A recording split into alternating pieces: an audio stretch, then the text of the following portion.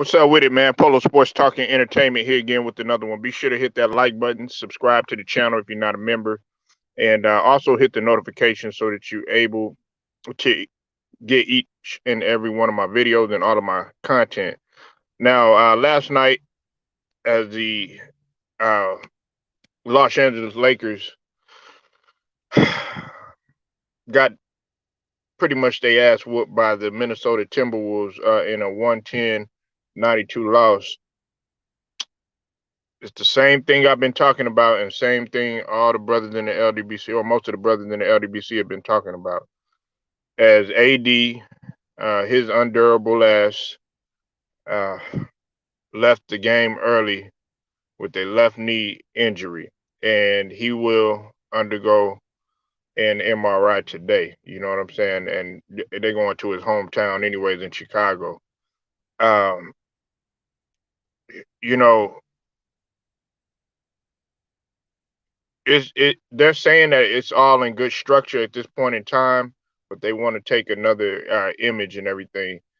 Uh, this is going to be the third evaluation that he's had in the past week. You know, he underwent an ultrasound on Monday after missing 2 games with the left knee soreness. Y'all remember that? And then it wasn't even. It was 6 minutes and 41 seconds into the third quarter, and they were already trailing. Uh, you know, and of course, he limped off and everything.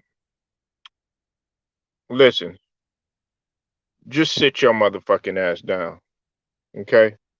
Just sit down.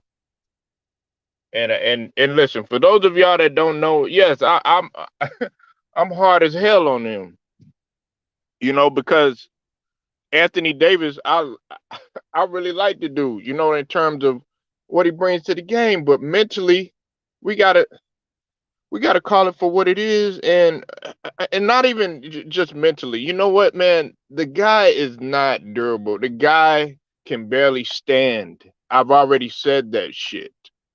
He could barely stand. This is another injury added to the list that he has, and I don't think some of y'all realize that he's got a list. He's got a list of injuries like a mile long and shit. 50 plus injuries. You understand what I'm saying? Just sit your ass down. If it's not your knee, it's your Achilles. If it's not your Achilles, it's your shoulder. If it's not your shoulder, it's your back. If it's not your back, it's your hamstring. If it's not your hamstring, it's your arm. If it's not your arm, it's your pinky toe. If it's not your pinky toe, it's your head. If it's not your head, I'm coughing a little bit. If I'm not coughing a little bit, oh, I got a little headache. Man, come on. Come on. Every time you turn around, man, you're not durable at all. And frankly, I don't even think you healthy inside. Now I don't know your damn body, but the last time I checked, man, you were supposed to be, as an NBA player, you do your best to come in and be durable and to be able to stand. You could barely stand. You could barely stand. And some people might feel like I'm being harsh. Hey, you think I'm being harsh? Go listen to a Lakers fan. Go listen to a Lakers fan. Look, I'm a Philly fan and I'm a fan of the game, but I'm telling you as real talk. Do you see LeBron in his 19th year? Every time you turn around, there's something wrong with him. No. Do you see Chris Paul? Now, Chris Paul, he's had a track record. You know, when it would happen around the same time in the playoffs all the time. He was, coming with that track record. He'll do good in the regular season and everything, and then in the playoffs, then next thing you know, oh, he got this wrong with him. But lately, have you seen Chris Paul every time you turn around, or do you even see him every time you turn around on the floor crying on his easel shit? You know what I'm saying? And look, I'm gonna quit being funny about it, and I'm gonna be in all seriousness, man. For real, you need to sit your ass down because it's not it's not helping the team. Matter of fact, is hurting you more. Listen, you got a guy like Marvin Bagley the third, who's he had I think he had a couple one or two injuries or whatnot, but he's still durable and still can play. You know, guys like him, guys like Joel Embiid, it's like you never know what's gonna happen. Yes, I'm hard as hell on Joel Embiid. You know what I'm saying? Because it's like every time you turn around, something else is wrong with him. Now he ain't on the ground crying and all dramatic all the time, like AD. But you need to sit down, man. If you're not durable, man, just sit down. Yes, you're gonna receive criticism. Yes, they're gonna call you street clothes. Yes, we already know that. You're gonna eat street tacos and and be in your street clothes. We all know that shit. But I would rather be criticized and have and be straight, like Clay Thompson, right? Like with Clay Thompson. Look, I said just shut it down. Look, you're gonna get criticized a little bit, but Clay is more. He was durable and everything. You know what I'm saying? But it's just the fact that after a while it was just happening one after another. Like, first he had the Achilles, then turn that around, then he had the knee. Before he even started playing, before he even stepped foot out on a regular season game. Didn't even have a chance to put up a shot in a regular season, and hasn't in 2 years. He needs to sit down, man. And I don't care what nobody said. No, no, you got to get out there. You got to get out there because guess what? He gonna do it again. And this is my thing too. You had a goal to come out this season and to be durable. You said you were gonna be in the weight room. You said you were gonna do all of these things. And what are you just telling the media that just so that they'll feel good, just so that they can you know see you as admirable or some shit.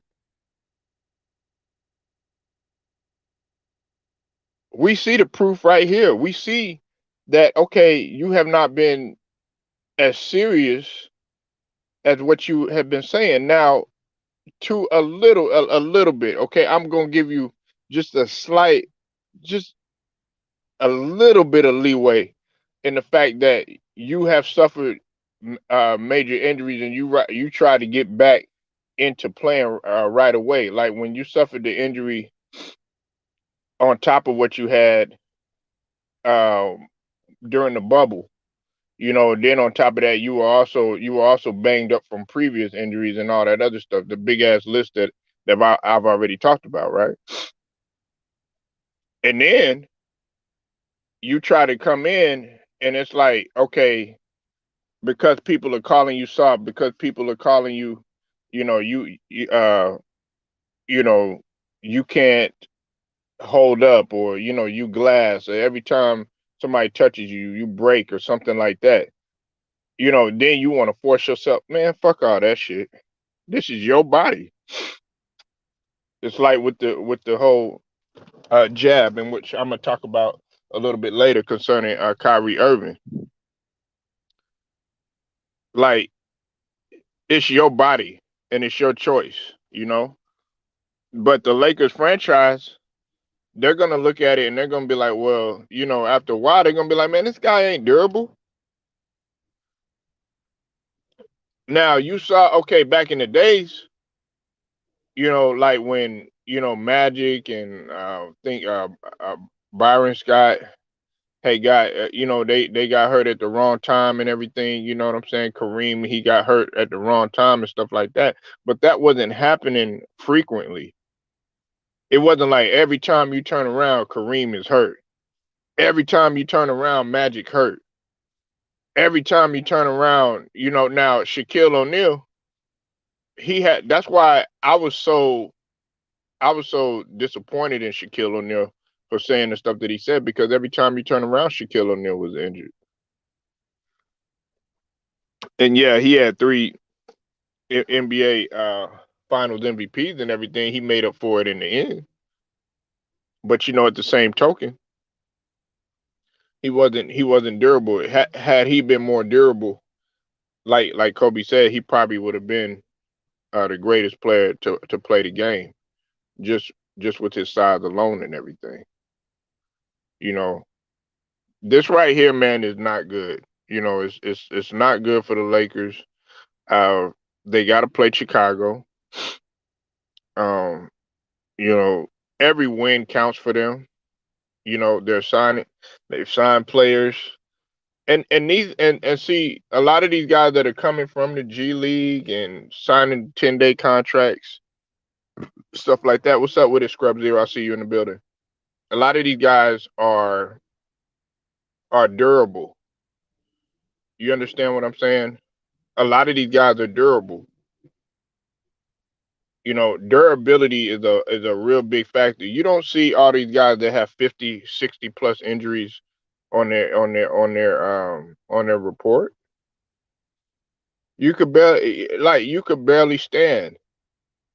If Listen, I this might sound kind of crazy when I say this, right? It might take AD. What's up with it, Marco? I see you in the building, man. Texas always representing.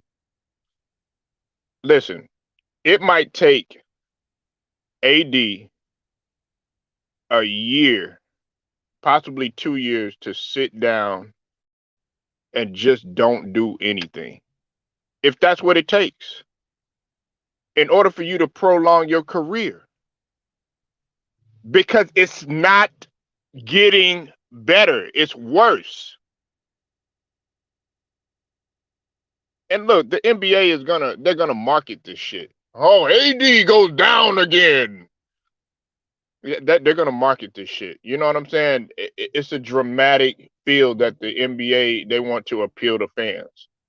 AD stay hurt with his glass man body. But yeah, and I understand that, Scrub. But look, in all seriousness, he needs to sit his ass down. And I'm not talking about for, uh, you know, the rest of the year. I'm talking about for a couple of seasons. I don't know if y'all heard the list of injuries that AD has had. Have y'all heard me read it? Because I told Tiffany, Queen, and I also told Memphis. Shout out to both of them one night. Have y'all heard me read it? Okay.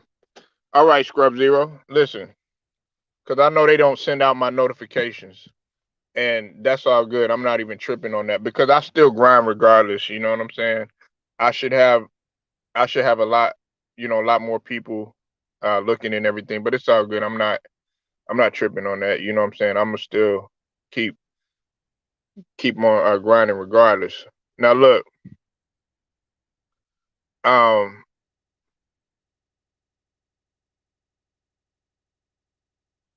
hold on one second.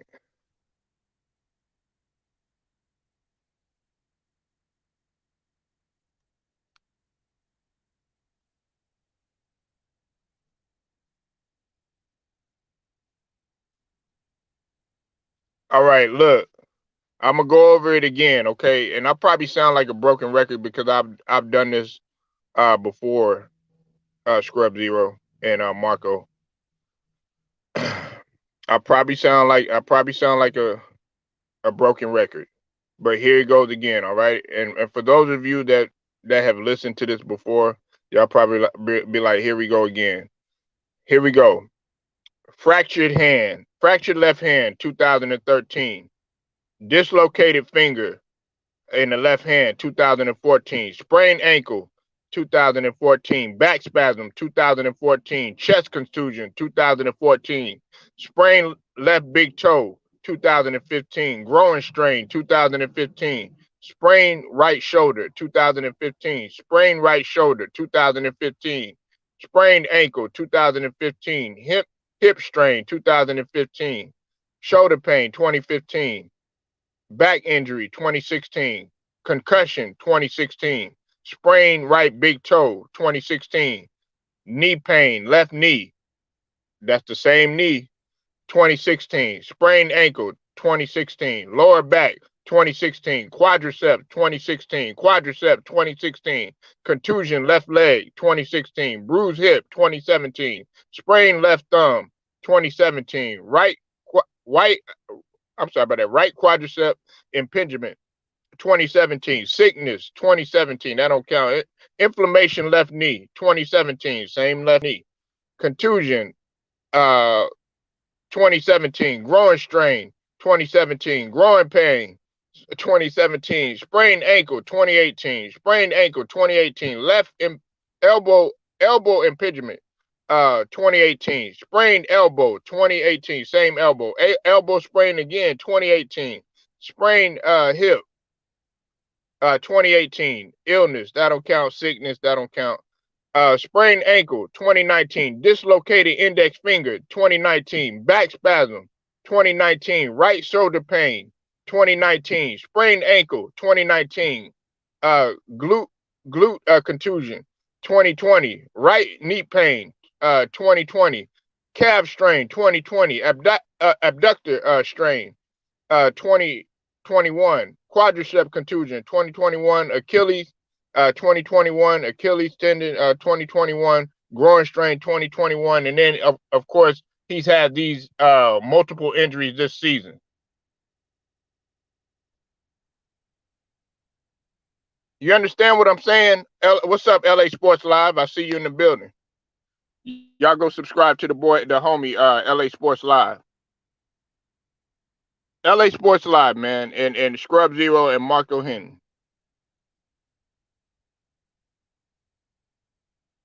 Yeah, well, yeah, that's like I said. That's not even counting. That's not even counting what this season. This season he's missed games, but they got everything on there because I went into 2021. Because the thing about it is, LA Live, they have to list everything, even if it's minor, even if it's sickness, they have to list it. You said Klay Thompson is doing the right thing by staying out till he's fully healthy. See, and the thing about it, Klay Thompson was durable. He don't have that big of a injury list or injury history, but his were major, and he got injured while being already recovering and rehabbing when it came to his knee because he's coming off the Achilles. You understand what I'm saying? And that you don't want to play with. Now with Klay, it's going to be a question of him getting him going again because that's 3 full seasons. And as I've said before, missing a game, I'll put it to you like this. I like to compare it to like dog years. Like when you talk about the conversion, right? And in comparison to years, like missing a game in the NBA, and you could ask anybody that's played pro ball. You could ask the homie Ticket. You could ask, Kwame.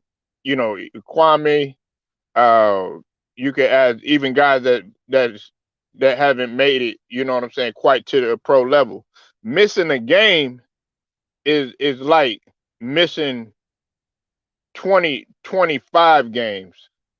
Missing a month is even higher. So you missing a year is like missing like 2 to 3, 4 seasons, 2 to 3, 4 years. And if you're a mediocre player, it's going to be even longer than that. If you're a superstar and your body is great and you're a freak of nature like a LeBron or like a Kobe was or like MJ or somebody like that, even Kareem or Wilton, all them, then okay, it might be a little bit shorter depending on how hard you work.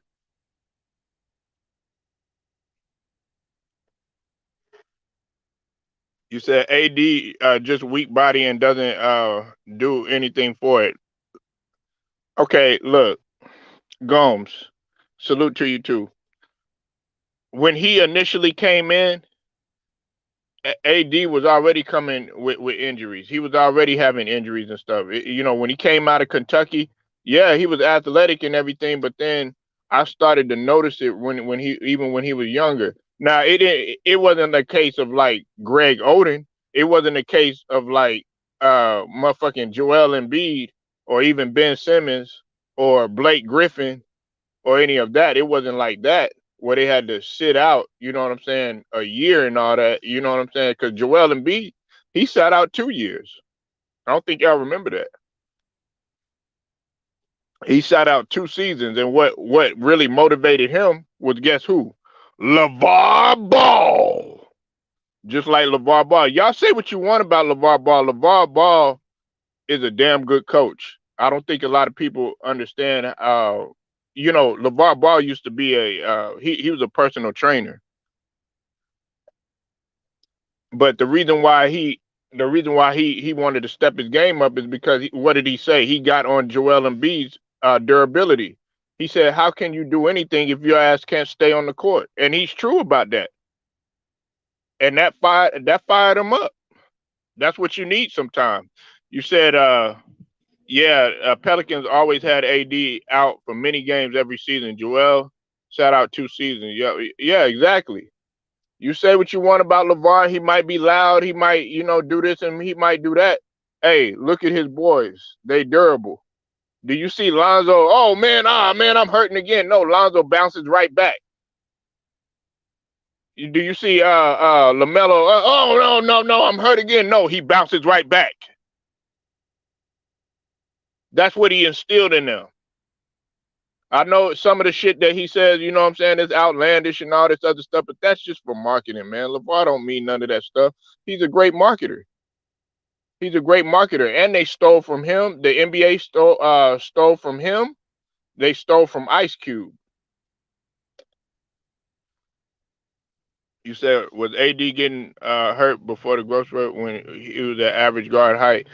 See that I don't know, but uh, that's a good question too, though, Scrub, because a lot of when your bones are getting adjusted and stuff like that, that can have an effect. But I seriously doubt it because if you get hurt like really bad, like okay, I don't know. My cousin, he was bow legged. Nigga was he was my height in high school, right? Because in high school I hit my growth spurt a little bit later. I ain't not man. I'm short. I ain't nothing but 6'2", 6'3", almost with shoes on. But man, this motherfucker surpassed me. He had surgery on his legs. I think he was like 5'10", 5'11", or something like that. Next thing you know, this motherfucker walked in sophomore year like 6'4". Then walked in junior year 6'5". Then by that time, nigga, senior year 6'7". Then grew some more. Then that nigga like 6'8", 6'9".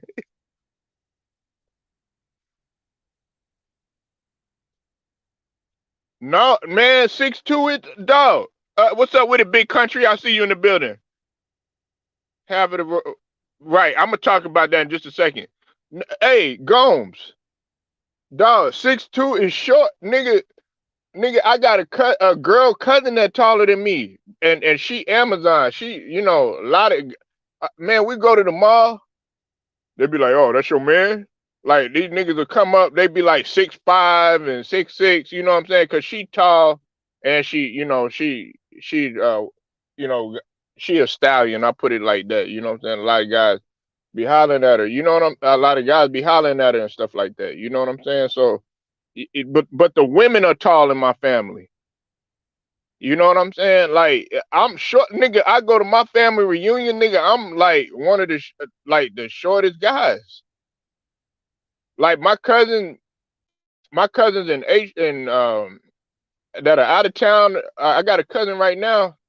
He already he already what 6'4", and this motherfucker barely going into the ninth grade.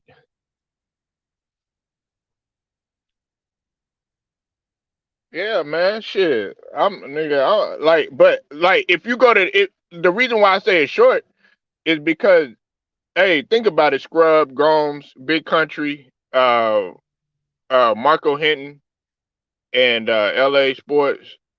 Everybody in here. If you go in the NBA, nigga, you gonna be I'm gonna be a fucking midget. Like when I was playing, I was a midget on my motherfucking squad. There was one other guy that was probably that there was like two other guys that were shorter than me. But them motherfuckers could rise. They were super athletic. One was like 5'9" and literally, and I'm not lying, on my life, he he'll Robert Pack your ass. He'll come straight to the middle. Nigga would dunk tipping and everything. Only reason he didn't make it, man, is because he got undercut real bad, trying to do some outlandish shit and damn near broke his neck. You know what I'm saying? And see, if you go to like a lot of people, they like, oh man, Mexicans are short and all this other stuff. No, they not. Go to Mexico. Dog, they got 7 foot guys. All these guys that come from like Guatemala. A ticket know what I'm talking about, man. If like you could go and think that all these Hispanics are short and all this other shit. Hell no. There be motherfuckers that be looking like Boban and shit. Be like 7'3" and shit, walking in that shit.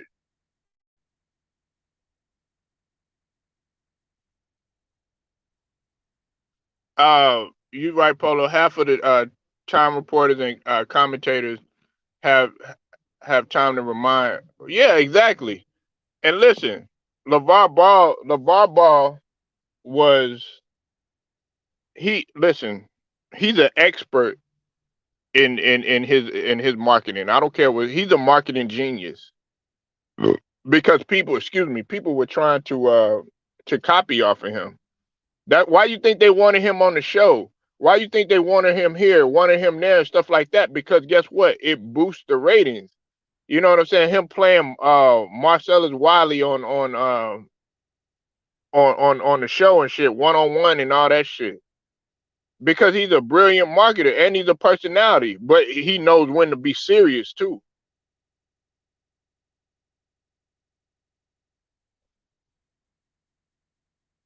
Yeah, exactly. But they don't see that. You said we did not have tough times as much as you in Africa.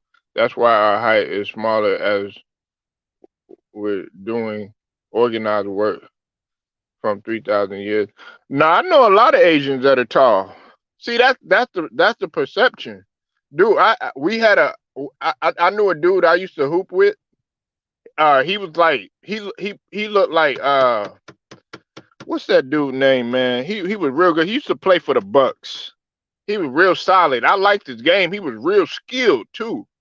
And see, dog, in their culture, they just shut the fuck up and play ball and shit like that. That's why when when Yao Ming had came from China and shit like that, they were like tripping off the fact that he didn't talk trash or he didn't say anything. But then as soon as he got accustomed to the U.S. and all this other stuff, then he started to talk a little bit trash. But in their culture, uh, it's not like when they do like martial arts and stuff like that.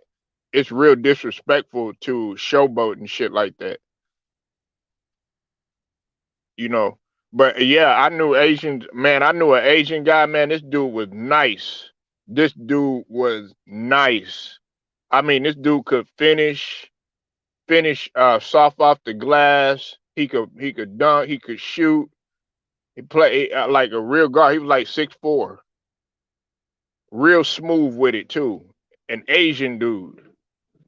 And his parents would come to the game. They'd be like, "Da, da, da, saying that, doing all this other shit, and then next thing you know, he'll pull a move on you and shit like that. Nigga was nice, went to college and everything. But that's the perception. Everybody's mind is so they're closed. You gotta, if you haven't been outside of the U.S. or you haven't been to another country, I know it's gonna be a little difficult now with the state of society and everything. But if you ever get a chance to, just go and you'll see.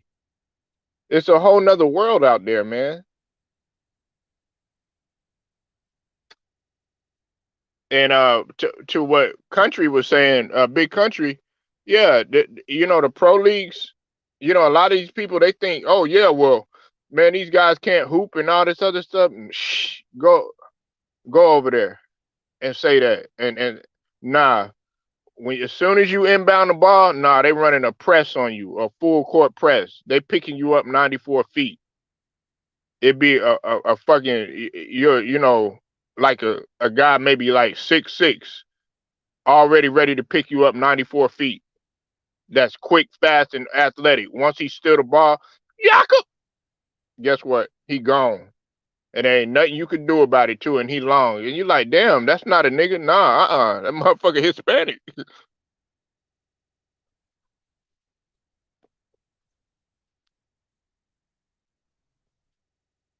You know, we gotta wake up.